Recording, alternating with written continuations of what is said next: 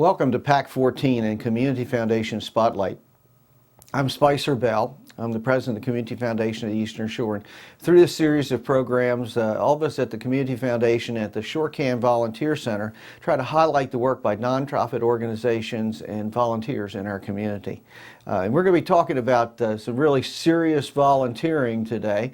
My guest is Bill Bickness, and Bill is the district governor for Lions here on the Eastern Shore of Maryland. Bill, welcome. Thank you. It's a particular pleasure for me to be with you and to talk about my passion, the Lions. The Lions. And I imagine there are probably viewers who have heard of Lions, seen that very distinctive logo and what have you for years. Yeah. And maybe over the next half hour we'll let them learn a little more about Lions do in our community. We'll certainly try. Okay. Let's start with who are Lions? Well, Lions are both men and women who are members of the world's largest service organization. They believe, as a core value here anyway, that our communities are what we make them. So their motto is "We serve," and they are 1.35 million people in 206 countries around the world. So we are both local and global. Yeah. And when I look at the Lions International website, 45,000 clubs across the world. 45,000 individual clubs, yes. It's amazing. It really is. And so we're going to talk a little bit about that being global and working locally. But locally, let's talk about locally, Eastern Shore of Maryland right now. What do the Lions do here in our region? Well, the Salisbury Host Lions Club, which is the larger club in the area here, was the first Lions Club on the Eastern Shore. And they were instrumental in forming about 18 other clubs. Really? Now, when did the Salisbury Club get established? Well, Lions International was established in 1917 by a Chicago insurance agent. And the Salisbury Lions Club was established in 1923, just 6 years later. Really? So they've been helping their community for some 87 years now. And a couple of the highlights of what they've done are that they formed the blood bank of the Eastern Shore, which, as you know, has grown into a significant organization at this point. Absolutely. The Lions most recently, I think you know, partnered with the Habitat for Humanity and built a clubhouse here for a blind deaf couple. Yes. And but in 1925, just a couple of years after the Salisbury Lions Club was formed, Helen Keller spoke to the Lions International Convention, and she challenged the Lions to be Knights for Sight, to help the blind people. So the principal mission of the Lions clubs of our area is sight conservation and trying to help or avoid blindness. So we provide the needy in our area with eye examinations and glasses. We collect used glasses and send them to other countries where they can be used. And we are a very heavy supporter of the Wilmer Eye Institute at Johns Hopkins University. The Lions Clubs of the Eastern Shore had established a fund of over $4 million that enabled the Lions Vision Research Foundation at Wilmer Eye to build a new building recently. So we're involved in a whole range of activities that are primarily centered around sight conservation and helping people with their sight. But that was just the start. We also help people with hearing disabilities. We provide hearing aids. We have a very strong youth-oriented program where we support the youth because we believe they're the future of our country. And one thing that helps explain perhaps what we do is the way that Lions are organized. In Lions, if you visualize a pyramid, the individual member is at the top of the pyramid. The individual member belongs to a club, and the club belongs to an association. And that association has a district, which you've mentioned, the 9 counties of the Eastern Shore is what we call a sub-district. There are 5 in Delaware, Maryland, and D.C., Okay. which Lions call a multiple district. But they belong to Lions Club International. So the international president really is at the bottom of the pyramid along with the districts supporting the clubs and that individual member.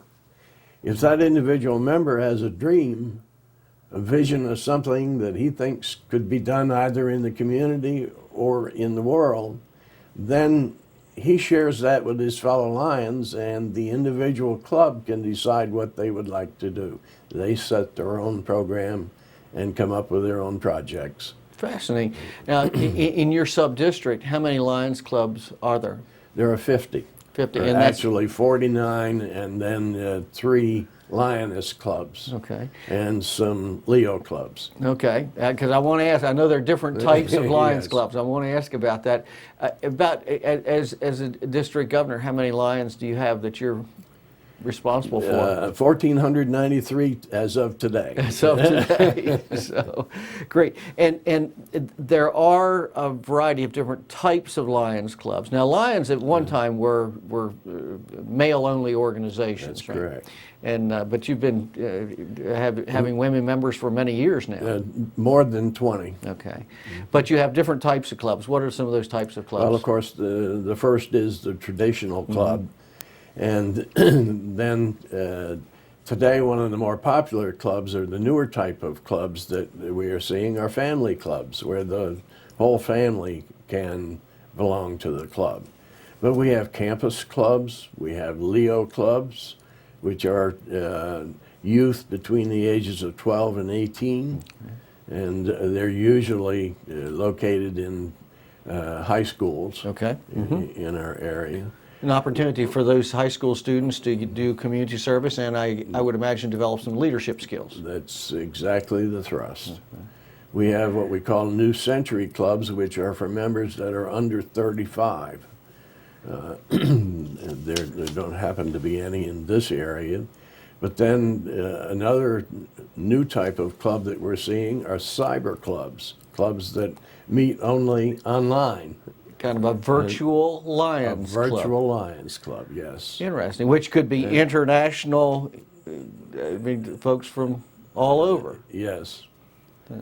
Yes, actually, in this area, the only one that is active at this point is one in Aberdeen, which happens to be a group of people that have an interest in cycling, as you Okay. do. So it's essentially a cyber cycle club. Interesting, neat. Well, you're watching Community Foundation Spotlight, and today my guest is Bill Bickness, and Bill is the district governor for Lions here on the Eastern Shore of Maryland, and we're talking about the work that Lions clubs do in our communities, and it's part of our theme of volunteering. And remember that people who volunteer don't care more. It's just they do something about it, and certainly we know that Lions really care. Talk to us a little bit, Bill, about some of the ways that the Lions serve the Eastern Shore. In particular, let's focus on the Salisbury area first. Well, probably one of the more prominent activities of all of the Salisbury clubs, and there are 11 Lions clubs in Wicomico County. For our first endeavor is that of providing eyeglasses and examinations for the needy. Secondly, a program for providing hearing aids for the people that need hearing aids. The Lions, of course, have fundraising activities, and beyond their serving their community interest, the Lions have fun and fellowship. Mm-hmm. You know, we meet and enjoy each other, and while we're helping others at the same time. So there are a wide range of emphases in our district. We have up to 30 different areas where we have committees that provide support, like diabetes awareness, the hearing and the sight, the youth activities. We do low vision screening in our schools, which I think you are aware of anyway, from Dorchester County. Yeah, well, I was over in Dorchester County. We worked with the Lions to establish that program Yes. in the area, and it was. We always knew that we had our local Lions Club. If we picked up that we had a young person in the school system that had some vision problems and the family didn't have the means to get the glasses or get an eye exam, we always knew we had the Lions to go to, and it was a great resource. Well, I think that points out that the strength of the Lions and their efforts in the community are greatly magnified by their partnerships. They partner with the school systems and with many other organizations in the community. Here in Salisbury, for example, Peninsula Regional Medical Center, the Joseph House, the Salvation Army, MAC Incorporated, the Holly community people. We all work together, and that's where we get our referrals for glasses, hearing aids. We do durable medical equipment as well. The hospital will call us if they're discharging a needy person that needs a walker or a wheelchair or even a hospital bed. In the whole range of medical equipment. So do you maintain a small inventory of those things? Yes. Not all clubs do, but most clubs do. So if somebody ever finds themselves in a position where they've got some of that equipment sitting around that family members don't need anymore, they could contact a local Lion and see it put to good use. We would most appreciate. We refurbish it, and most of it is out working all the time, so we welcome contributions. Great, great. One thing I don't want to forget, how does someone find information about the Lions? If we have a viewer that wants to do community service and they're interested in Lions, how do they find you? Well, probably one of the easiest ways is online. To go to lionsclubs.org. There is a Salisbury host. Virtually each one of the Lions clubs have a website. Okay. There is a District 22B website, which is for the 9 counties of the Eastern Shore. But because our officers change each year, it's a little difficult to keep up with who's the person to contact in the community. So our partners help us by referring. When someone is in need, generally they'll ask the county health department or the school people or whatever. They know who to get in touch They'll with. know who to get in touch with. Right. So, all right. So if somebody's interested in becoming a member or would like to know more, they can start with that website, and that would direct them to a local club, and they could give. I assume that would then give somebody an email address or a phone number where they could contact somebody locally. That's exactly true. The Lions Club International site is very extensive and very informational, and it tells you how you can become a Lion. It tells you where to locate a club, and it tells you the variety of services that are being offered by the Lions. If someone wants to become a Lion, is it very costly for them, Bill? That is dependent on the individual club. Okay. The club sets the dues other than the Lions International dues, which are on the order of $39 a year. So it's not a really expensive. Pretty affordable. And beyond that, in these difficult economic times, we try and make the membership in Lions available to anyone who is interested. So we encourage them at least to contact us. And membership in the Lions is by invitation only. Okay. So they need to be referred by someone, but if they will contact us, that process is initiated. Okay, very good. How you mentioned relative keeping dues affordable and that sort of thing. Are there other ways that Lions are responding to the challenging economic times that we find ourselves in? Well, it's interesting that in this climate, we are experiencing growth, probably for the first time in many years. This year at the International Convention in Sydney, they announced an increase of 28,000 members globally. That growth is extended even to the local area here, in that the district on the Eastern Shore here had a growth of about 50 new members this year. The Salisbury Host Club had a growth of 14 new members this year. That's substantial. Yes. Right. So, very good. You're watching Community Foundation Spotlight here on Pac14.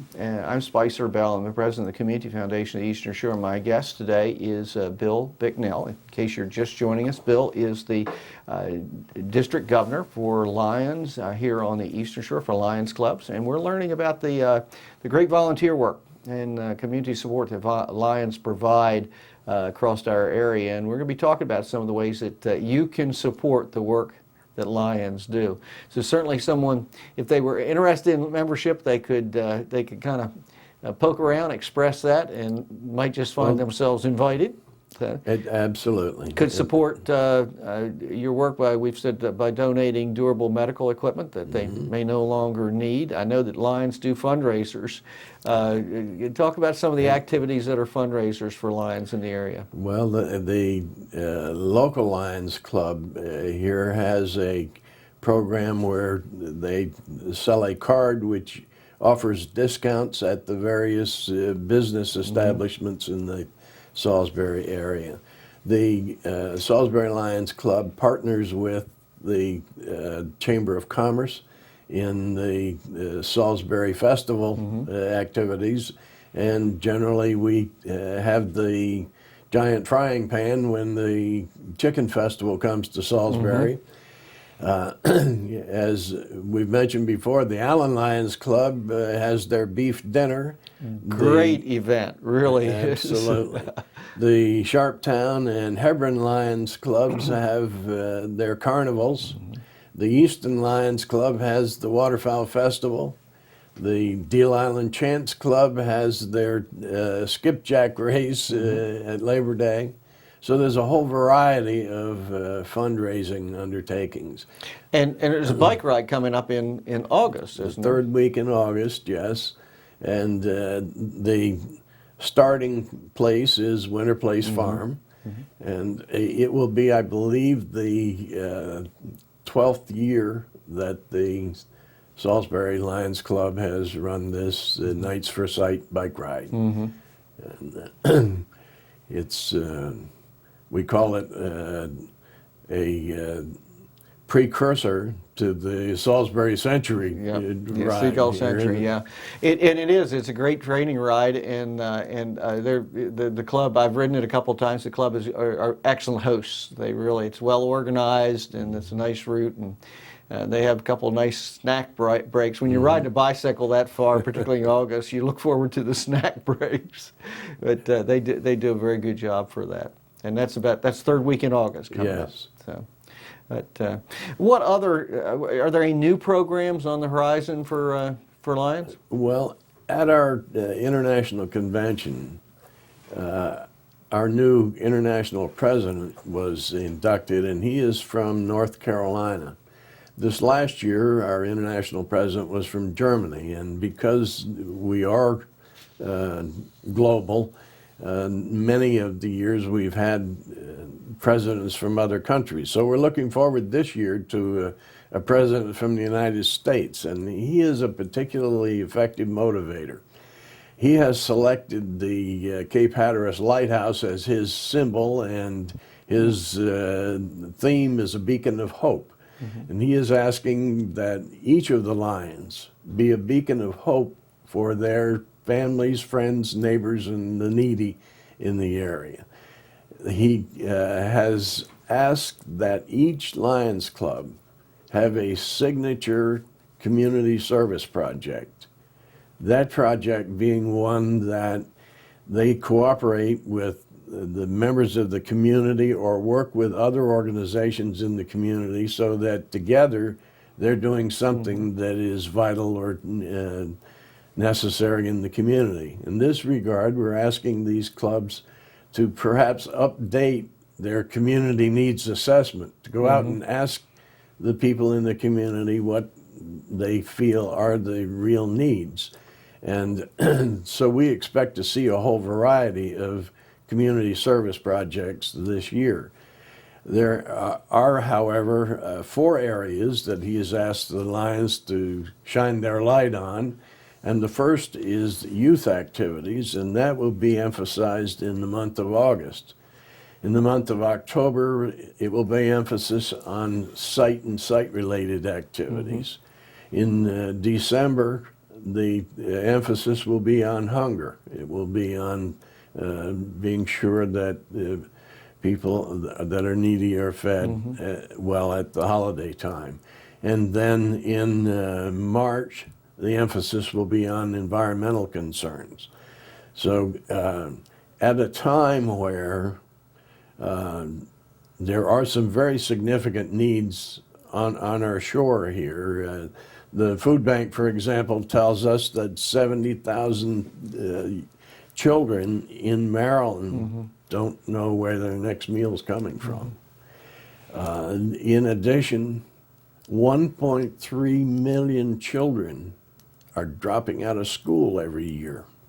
So there's a significant problem with school dropout. Tremendous loss in brain power and potential for our entire country. Absolutely. On the Eastern Shore here, I think currently I have seen reports that between 15 and 25% of the people are living below the poverty line. This is impacting our children and young people and depriving them of their opportunity to advance as they have before. So there are some very significant needs there. Another area of our concern, of course, is that diabetes is in almost epidemic proportion at this point, and diabetes is one of the major areas where eyes or sight is impacted. So those are some of the current and new things that we'll be doing, and we'll be asking, among the other things that people can do for us, is that they can share their visions with us of what's needed in the community. Bring us not only their hands to help us, but their heads for the ideas and their hearts for the passion to get it done. Well said, well said. I mean, certainly there's no lack of need, but thank goodness we have organizations in the community like Lions that bring their energy and passion to addressing some of these needs. Before you get away, I want to get you to talk to us a little bit. You just returned from International Convention in Australia. Yeah. Share a little bit of your experiences there. It had to be inspirational. There were a number of highlights to that visit. There were 15,000 people from all over the world with their costumes and customs and so forth, getting together with one mission, and which is to serve their areas. There were 10,000 people that took part in a parade, again with their costumes and their flags. There was a parade of flags at our opening ceremony of 206 countries. The country of Bhutan was admitted as the last one joining the Lions. Our keynote speaker was Sully Sullenberg, the pilot that landed the plane in the Hudson River and saved the lives of 175 people. He gave a very inspirational talk about leadership and how, because of the leadership training that they have with the airlines, that even though he had a co-pilot that had been with him only for a matter of hours, they were able to respond in seconds to put that plane down safely and save the people aboard. After he finished his talk, because the leadership training is such a significant part of the Lions, the international president asked him if he wouldn't like to join the Lions, and he signed up on stage as a new member of the Lions. Great. So that was Great. Impressive. Another interesting thing is that the Bosch and Lohm executive people were introduced because they've just signed an agreement with Lions to partner with Lions in a program to attack the problems of cataracts, is what I was trying to think of. Great partnerships. Well, that had to be an inspiring experience for you, and I'm sure you brought lots of energy and thoughts back to share with the local clubs. We're talking about Lions. The Lions clubs of our area serve a vital community service, and Bill Bickness is the district governor for Lions here. Bill, as we wrap up here, you know, we want to make sure people understand how they can support the work of Lions. So just a couple of thoughts on how can the community support your work as Lions clubs? Well, as we've mentioned, the community certainly can contribute durable medical equipment to help us in that endeavor.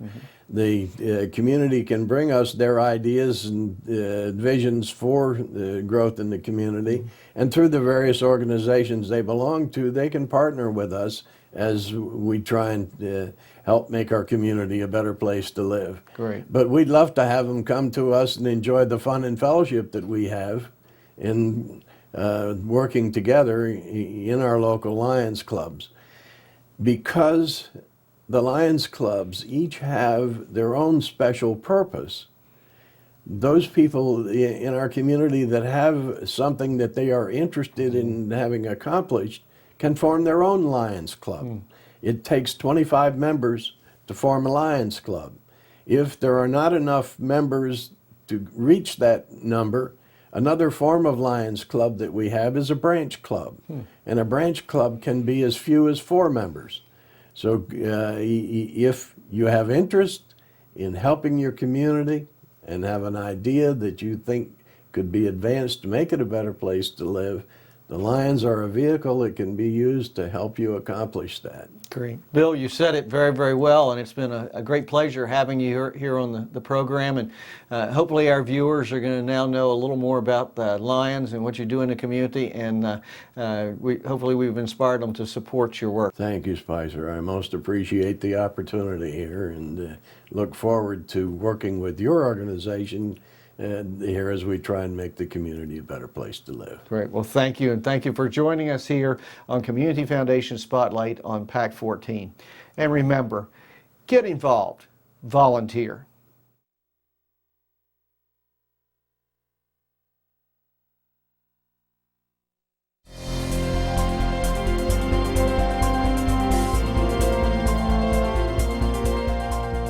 Would you like to see your community organization or nonprofit group featured on Pac14?